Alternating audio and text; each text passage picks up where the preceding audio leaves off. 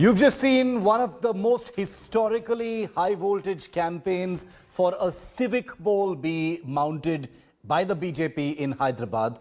But anyone who thought that that was just a one-off and that there was nothing unique about it, well, the BJP plans to use the same kind of firepower and energy in another civic poll that's coming up in a few days. In fact, in Kerala, where a three-tier local civic body poll is to be held on the 8th, 10th and 14th of December. However, unlike in other states, the BJP has fielded 612 minority candidates, unusual for the BJP. 112 Muslims, in fact, to counter the LDF and UDF Muslim base, and also 500 Christians fielded by the BJP in these civic body elections to consolidate their base among Hindus and Christians. The party has fielded its Muslim candidates in Malappuram, where the community's population exceeds 40%. The BJP hopes to make it a triangular contest against the CPM-led Left Democratic Front, which is in power, and the Congress-led United Democratic Front, which is the opposition. Remember, Kerala's polity has usually been a government of the LDF or the UDF. The BJP wants to make it a triangular fight. The party is aiming to capture at least 2 of the 6 municipal corporations in the state. കാരണം നമുക്ക് ഞങ്ങൾ വരാൻ ആഗ്രഹിക്കുന്നു, അവർ തിരുവനന്തപുരം നഗരസഭയിൽ BJP വരാൻ ആഗ്രഹിക്കുന്നു എന്നുള്ളതാണ് ഓരോ വീട്ടിൽ ചെല്ലുമ്പോൾ നമുക്ക് കിട്ടുന്ന റെസ്പോൺസ്. കാരണം തിരുവനന്തപുരത്ത് ഇപ്പോഴത്തെ രാഷ്ട്രീയ വിഷയങ്ങളെക്കുറിച്ചെല്ലാം നിങ്ങൾക്ക് തന്നെ അറിയാവുന്ന കാര്യം തന്നെ. സ്വർണ്ണക്കടത്തും എല്ലാം നമ്മളെല്ലാം നമ്മൾ അഹങ്കാരത്തോടുകൂടി പറഞ്ഞിട്ടാണ് ഗോഡ്സ് ഓൺ കൺട്രി എന്ന്. ഇപ്പോൾ അത് കള്ളക്കടത്തിൻ്റെയും തീവ്രവാദത്തിൻ്റെയും ഒക്കെ നാടായി മാറിക്കൊണ്ടിരിക്കുകയാണ്. അപ്പോൾ ജനങ്ങളെല്ലാം സ്വാഭാവികമായിട്ട് ആഗ്രഹിക്കുന്നത് ഭാരതീയ ജനതാ പാർട്ടി BJP വന്ന ഒരു വലിയൊരു മാറ്റം ഉണ്ടാകുമെന്ന് അവർ ആഗ്രഹിക്കുന്നുണ്ട്. അപ്പോൾ നമ്മൾ വരുമ്പോൾ അവരതാണ് പ്രതീക്ഷിക്കുന്നത്.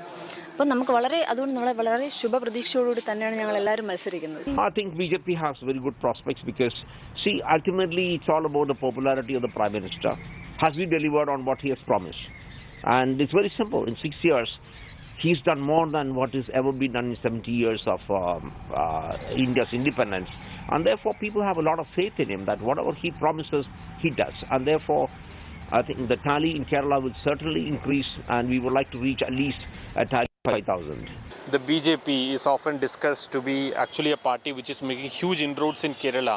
Even in the Trivandrum corporation, they made huge inroads in the last election. So how tough an opponent is going to be BJP in Trivandrum generally, not just in your constituency, but for the party? How tough an opponent is going to be BJP?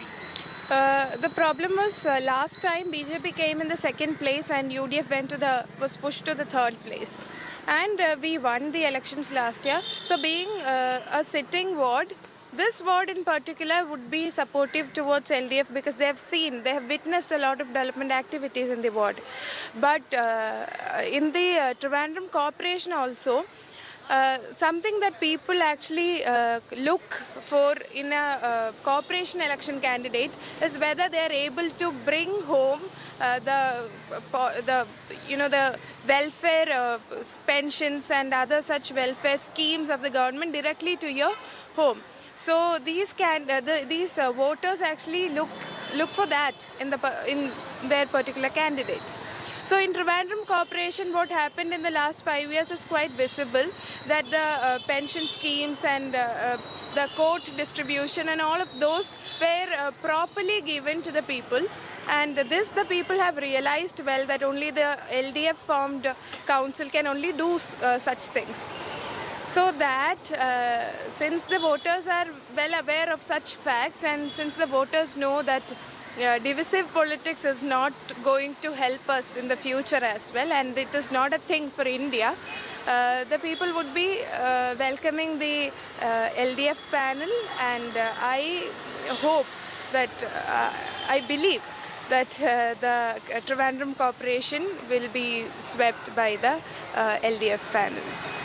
I want to go across first to India Today's Gopi Krishnan Unithan, who is live with me from Thiruvananthapuram ahead of these civic body elections that are taking place. Very interesting situation, Gopi. You know, the BJP already has, quite a bit of momentum in terms of what its ambitions are. It's been, deploying this energy in the Hyderabad civic polls, and we're going to see that kind of momentum deployed in this, spate of civic polls in Kerala as well.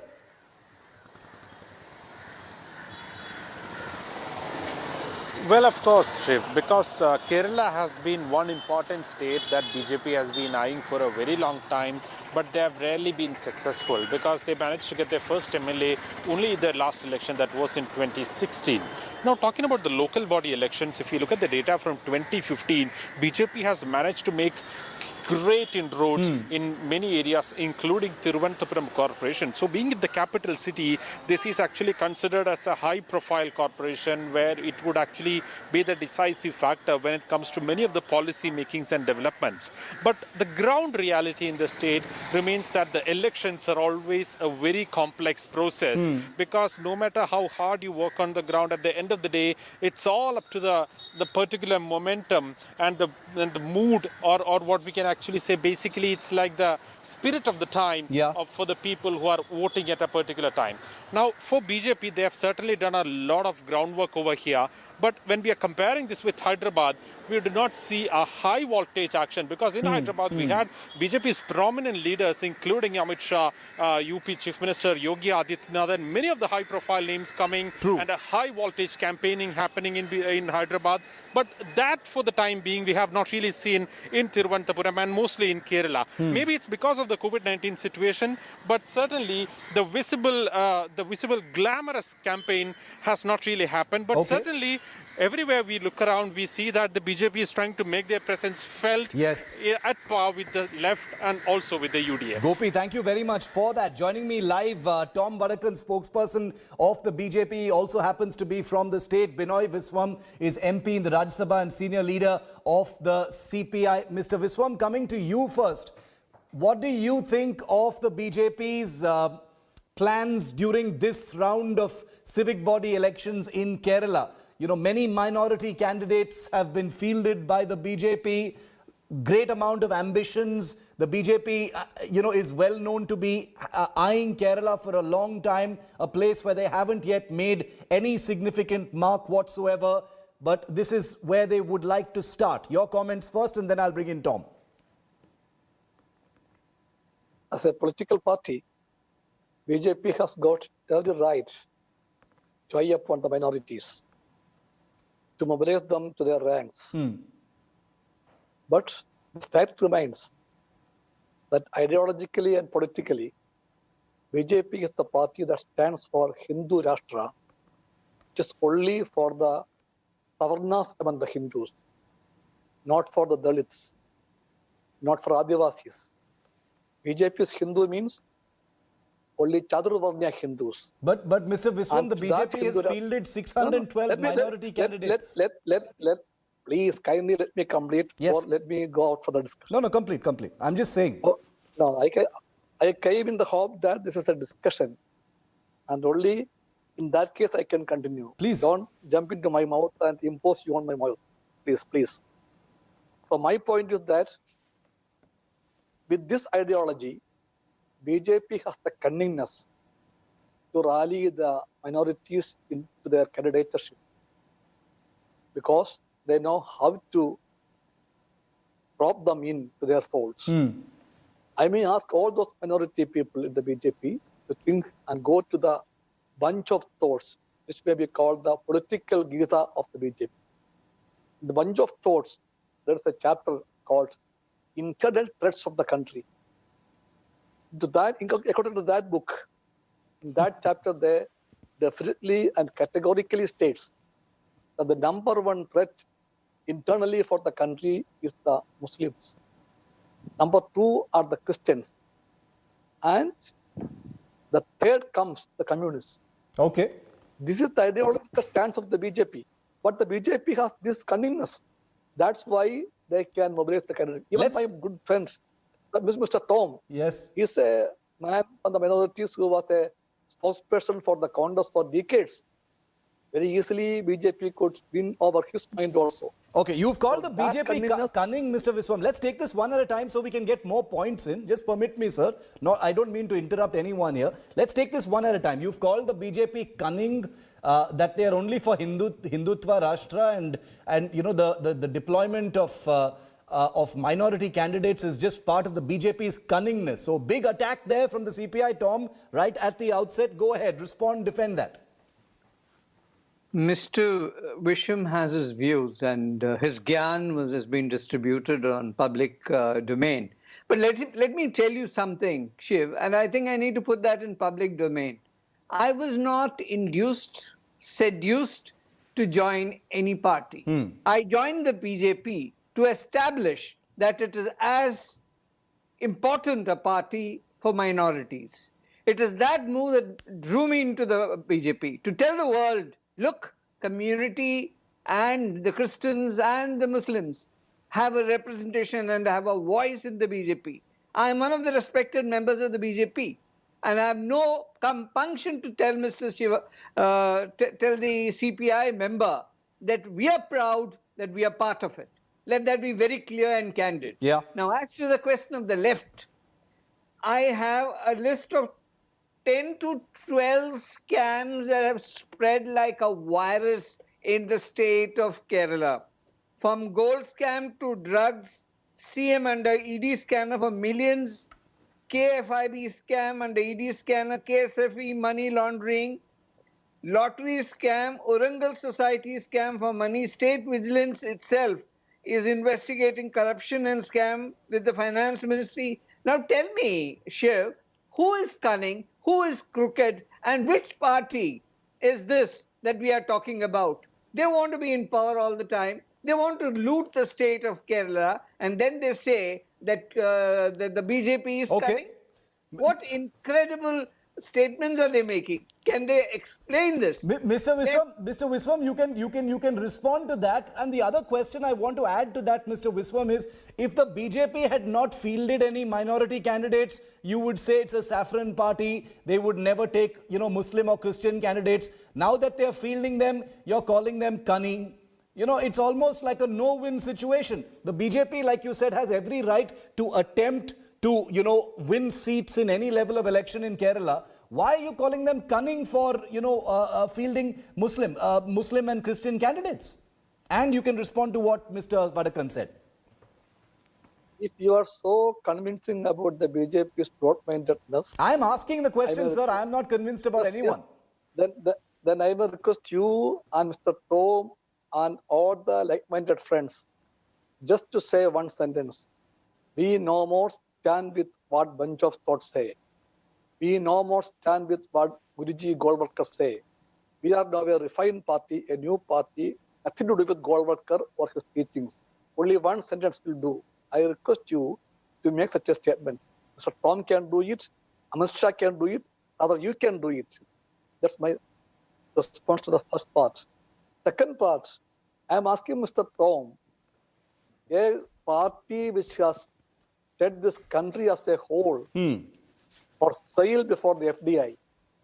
Everywhere, India's skies, India's haves, India's earth, everything is for the FDI. FDI means foreign direct investment. Mounting the slogans of Swadeshi, BJP is campaigning for the FDI heavens in India. All the national wealth is for sale. India's banks, insurance, ports, airports, air companies, waters, ISRO, space exploration, mining, everything is for foreign direct investments. Okay. Such a party doing all these mischiefs for the nation, for the economy, in the name of Swadeshi, is only for the robbing and looting of the foreign capital. The whole country is meant for that purpose for the BJP. And that BJP is leveling allegations against LDF. Okay. Let them prove it. Mr. Vishwam, these are. I could understand if you were saying all this. I mean, you've raised Nathuram Godse and all those things, and I don't know. You've sort of taken exception with me. I'm a journalist here asking the questions. Maybe you're not used to being asked questions, sir. But it is my job to ask questions to both sides, which I will always do. My simple point is, one would have. Encountered this kind of defensiveness during a state election or a Lok Sabha election. This is a civic body election. I'm just wondering where this, sort of hostility and aggression is coming from, Tom. Would you like to respond to that? Well, he has not answered anything about the gold smuggling, the drug involvement. He has gone on to foreign direct investment. What is wrong with foreign direct investment? We need money for development. Swadeshi we talk, but we are not into an isolated market. We need foreign development. And what is your government doing? What are the kind of foreign investment? And do you get foreign investment? No. What you're doing is you have created scams. You are indulging in smuggling. The chief minister's office is deep down in smuggling. You have no word to say to that. And then you come and tell us about FGI, that you're looting foreign capital. What nonsense. I think as a parliamentarian, we would expect some sense from you. But what are you talking about? You're talking about something non-existent. FDI is a must for any country. And if it comes, it's the most welcome thing. And as to the question of Swadeshi, yes, we have to be self-dependent. We are doing that. But there are certain infrastructure areas which need support for foreign direct investment. Okay. And that is what is happening. And that's part of our development. Mr. Viswan, putting the ideological hostility aside for just a moment, if I may ask, because let's face one reality: the BJP has virtually no presence in Kerala, and like with Telangana, where they scored some hits last year and they've built on them. It is very well known that the BJP leadership has had its eyes on West Bengal and Kerala for a very long time. And I don't know if I'm wrong in quoting some of the big leaders as saying that the BJP's true strength will only be realized when we are in power in West Bengal and in Kerala. What is your assessment? I realize that you are part of the left front that is in power there, but this is an energized election machine that wants to capitalize on its gains elsewhere and across the country and hope that it has some resonance in places where it has zero presence whatsoever. Is that a threat to your government and your party in Kerala? In the beginning itself, I told you, BJP as a party has the right to dream anything. But I can tell you one thing very clearly, that dream will remain only as a dream. It cannot be realized in Kerala. It's a different land, it's a different set of people, a different culture. And I can tell you, my friend Tom, out of his newly founded commitments, is arguing in loud voice what we have done in Kerala. Come and see the new Kerala which the LDF built. The LDF built a new Kerala by all yardsticks. The government of India is citing Kerala as the #1 in matters of education, in matters of health, in matters of fighting COVID, in matters of industrial development, in matters of agricultural development. Everywhere, the government of India is stating that Kerala stands first.